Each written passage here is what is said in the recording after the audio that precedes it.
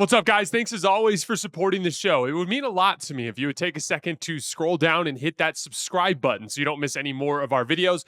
Also, make sure you follow us all over social media so you don't miss any of our content or show announcements. All right, number 22, Evan Mobley.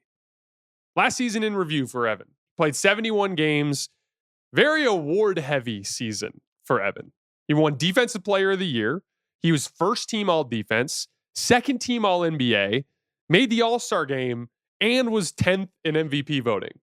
It's a hell of a breakout season for the young star.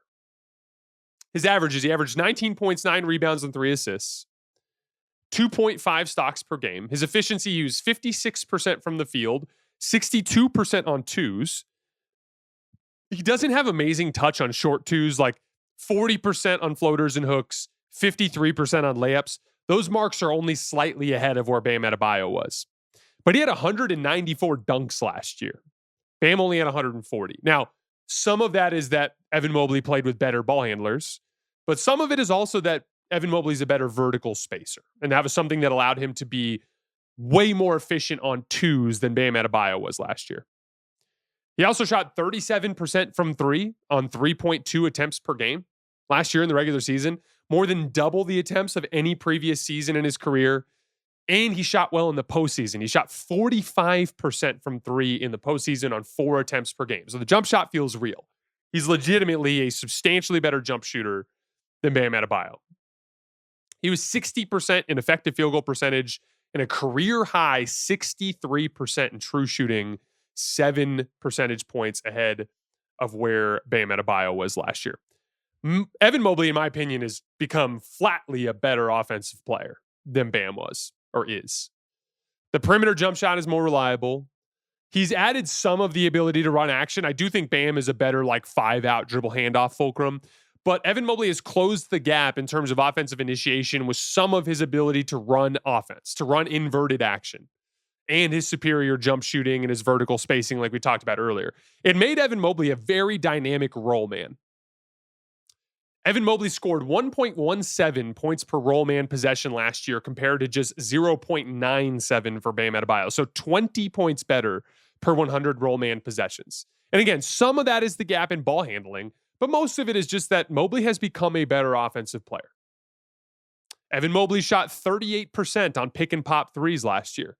Bam shot 23% on pick and pop threes. So threes when he was slipping out of ball screens. Those are generally wide open regardless of who the ball handler is.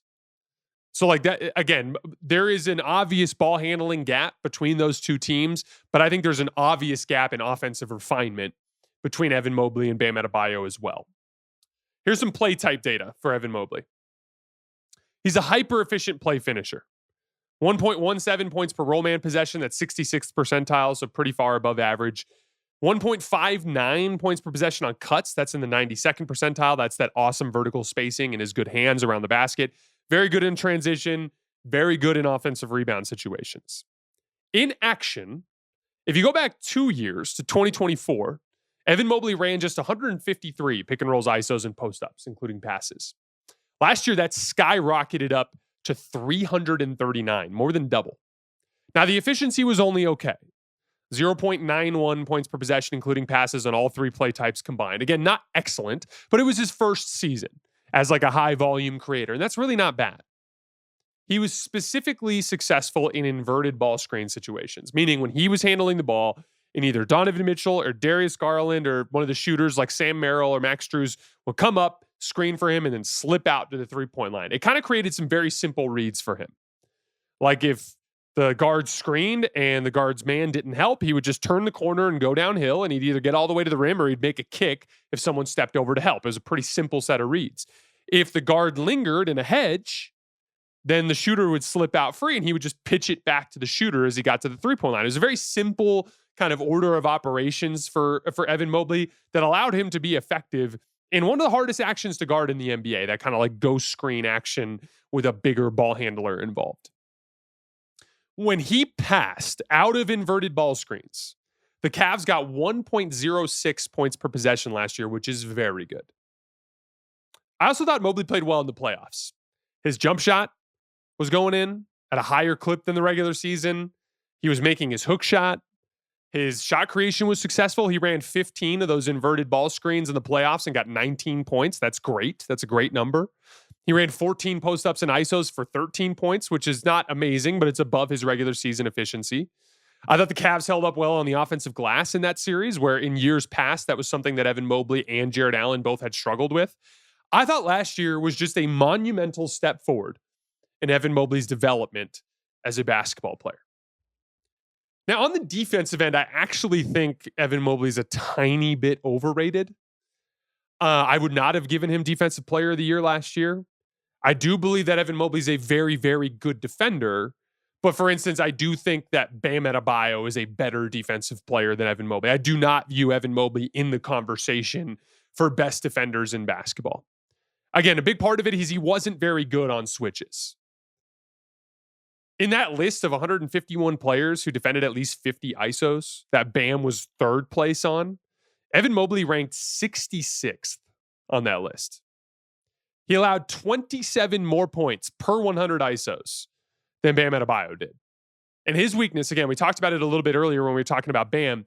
Bam was picking up pull-up shooters outside the three-point line and stunting at the ball, which allowed him to prevent himself from allowing easy pull-up jump shots over the top. Evan was consistently back on his heels, further back behind the three-point line. And so he contained the ball well. Excuse me. He contained the ball well, but he gave up a lot of easy pull-up three-point shots on his heels in those ISO situations. He does have a good amount of scheme versatility. It's worth mentioning. He does a lot of work in two big looks as like a low man on the back line. He can do a decent job in switches. Again, he's not bad at it. He's just not nearly as good as some of the other bigs in the league because of him being kind of passive and on his heels. And he does protect the rim reasonably well. Evan Mobley getting the Defensive Player of the Year award, again, I disagreed with that. I thought that had more to do with the Cavs just winning a shit ton of games and it being kind of like an award geared around team success. I do still believe Evan Mobley is an excellent defender overall, even if I don't necessarily believe he was deserving of the accolades that he got last year on the defensive end. The best way for me to explain how I landed with Bam at 23 and Evan Mobley at 22 is to say that I believe Evan Mobley is the better offensive player, and I believe Bam is the better defensive player.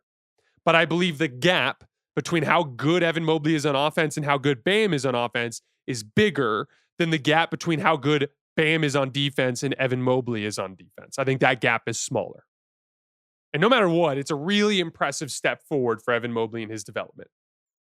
The next step is going to be improving as a switch defender and continuing to improve overall as an offensive initiator and as a three-point shooter. All of this lands Evan at 22 in this year's rankings.